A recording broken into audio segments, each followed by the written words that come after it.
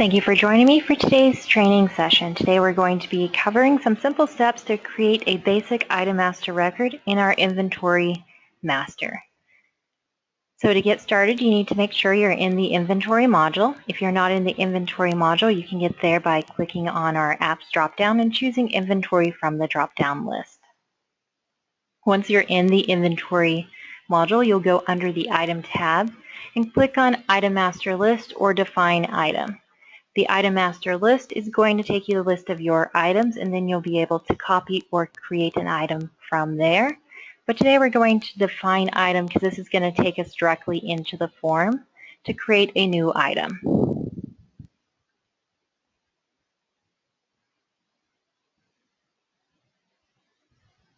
Now there are a lot of different things that can be filled in the item master record.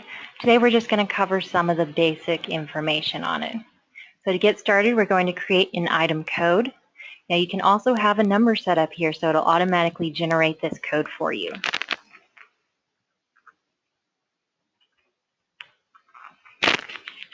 So today we're going to be adding in a laptop as our item. Now if there is a barcode associated with this item, you can go ahead and fill that in. If not, you can go ahead and leave that blank. Now you will want to go ahead and choose what type of item this is. This is going to be a product.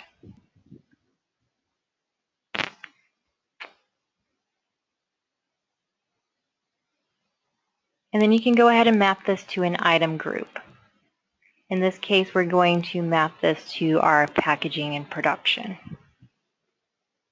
And then you can go ahead and choose what base item list or price list is going to be associated with. You can put in your base unit cost. We're going to make that 500. And then you'll also put in a base unit. So are you selling this in feet, tons, pieces?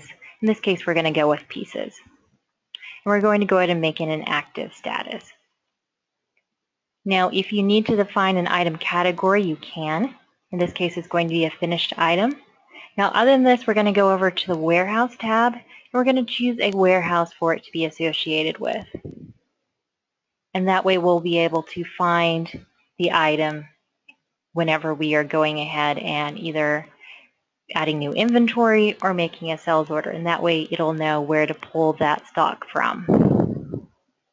So this concludes our session on adding basic information into your item master record. There's a lot of other functionality that can be done in here. Anything from adding images through the attachments, some basic accounting information, defining variance. You can also assign your transportation units. If there is an MRP or any production, you can define what those times are and what methods you use.